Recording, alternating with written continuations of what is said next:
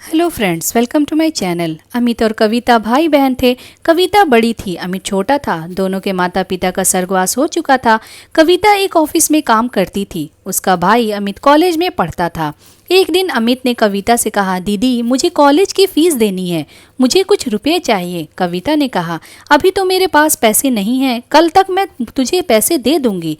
कविता office से advance मांगकर Amit को पैसे देती है। वह अपने भाई को अफसर बनाना चाहती थी, इसीलिए वह दिन में ऑफिस में काम करती थी और शाम एक घर में काम करती थी।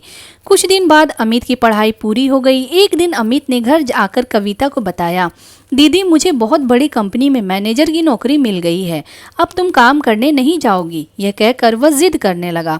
हार कर कविता मान गई और उसने काम करना छोड़ दिया। अब वह केवल घर संभालती थी। ऐसे ही समय बीत रहा था। एक दिन अमित ने कहा, दीदी मैंने कुछ रुपये जोड़ लिए हैं, अब मैं आपकी शादी करना चाहता हूँ। यह सुनकर कविता ने कहा, नहीं भाई, पहले मैं तेरी शादी करूंगी, जब घर संभालने वाली आ जाएगी तो मैं भी शादी कर लूंगी। कविता ने एक अच्छी सी लड़की देखकर अमित की शादी कर दी। अलका को भाभी के रूप में पाकर कविता बहुत खुश हो रही थी। धीरे धीरे अलका ने पूरा घर संभाल लिया। तीनों बहुत खुशी से रहने लगे थे। एक दिन अलका की माँ अलका से मिलने आई। उन्हें कविता शुरू से ही पसंद नहीं थी। मौका पाकर उसने अलका से कहा, तेरी नंद शादी नहीं करना चाहती है या तो जीवन भर तेरे पति की कमाई पर ऐश करना चाहती है, तू बहुत सीधी है। यह सुनकर अलका ने कहा, माँ तुम बेकार की बात कर रही हो, अमित इनके लिए लड़का देख रहे हैं, जैसे ही मिल जाएगा शादी हो जाएगी। लेकिन अलका की माँ ने कहा, बेटी तू नहीं समझेगी, यह तेरे को कभी चैन से रहने नहीं देगी। अगले दिन अमित ने कविता से कहा, दीदी मैंने आपके लिए लड़का देखा है, आप कहे तो बात आगे बढ़ाई जाए। लेकिन कविता ने कहा, नहीं भाई, मैं अभी शादी नहीं करना चाहती, जब करनी होगी आपको बता दूंगी।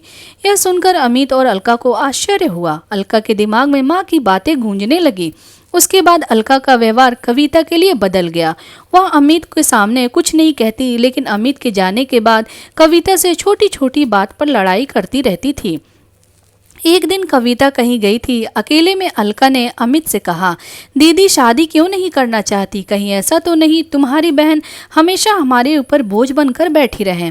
यह सुनकर अमित को बहुत गुस्सा आया। उसने कहा, खबरदार, मेरी दीदी के बारे में कुछ कहा तो वे जो चाहेंगी वही होगा। तुम्हें पता है उन्होंने अपना पूरा जीवन मुझे बड़ा आदमी बनाने में लगा दिया।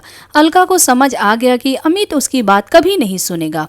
उसने अपनी ननद को रास्ते से हटाने के लिए एक तरकीब सोची। एक दिन अलका ने कविता से कहा, दीदी काफी दिनों से मैं बाहर नहीं गई हूँ, कल हम मंदिर चलते हैं। यह सुनकर कविता बहुत खुश हुई। अगले दिन दोनों मंदिर पहुंच जाती हैं। मंदिर में पूजा करने के बाद अलका कविता को प्रसाद देती है। उसने प्रसाद में कुछ मिला रखा था। प्रसाद खाकर कविता बेहोश हो जाती है। अलका उसे छोड़कर घर वापस आ जाती है। उसे लगता है जहर मिले प्रसाद से कुछ देर में कविता मर जाएगी। कुछ देर बाद कविता को होश आता है, लेकिन वह अपनी पिछली जिंदगी भूल गई। वह मंदिर में बैठकर रोने लगती है। शाम को जब अमित घर वापस आकर अलका से कविता के बारे में पूछता है तो अलका कहती है, दीदी तीर्थ यात्रा पर गई हैं, कुछ दिनों में वापस आ जाएंगी। तब अमित कहता है, दीदी मुझे बगैर बताए अचानक कैसे चली गई। वह परेशान हो जाता है, लेकिन अलका उसे समझाकर शांत कर देती है। इधर कविता को उसी मंदिर के पुजारी मंदिर में स्थान दे देते हैं।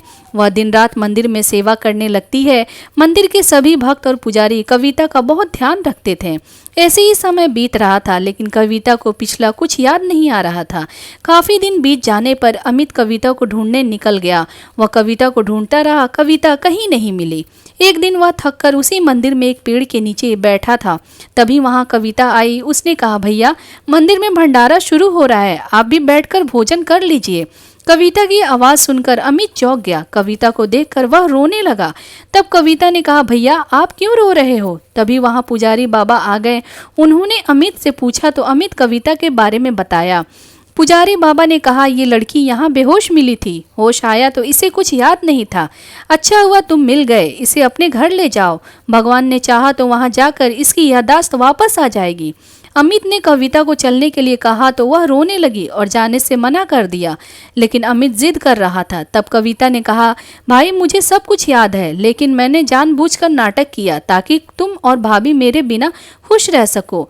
भाभी को मेरा घर में रहना पसंद नहीं, इसीलिए अब मैं उस घर में नहीं जाना चाहती। यह सुनकर अमित रोने लगा और कविता से बोला, दीदी अगर आप घर नहीं चलोगी तो मैं भी यहीं रहूंगा। उसकी बातें सुनकर कविता घर आने के लिए तैयार हो गई, लेकिन उसने अमित से कहा, मेरी एक शर्त है, तुम भाभी पर गुस्सा नहीं करोगे। अमित मान गया और कविता को लेकर घर आ गया। कविता को देखकर अलका सहम गई, वह रोने लगी और उसने अमित और कविता से माफी मांगी। कविता के कहने पर अमित ने उसे माफ कर दिया। कुछ दिन बाद कविता ने शादी कर ली और अपने ससुराल विदा हो गई। दोस्तों, अगर आपको ये कहानी अच्छी लगी हो तो एक कमेंट ज़रूर करें और अगर आप मेरे चैनल पे नए हैं तो प्लीज़ चैनल को सब्सक्राइब करें। Thank you.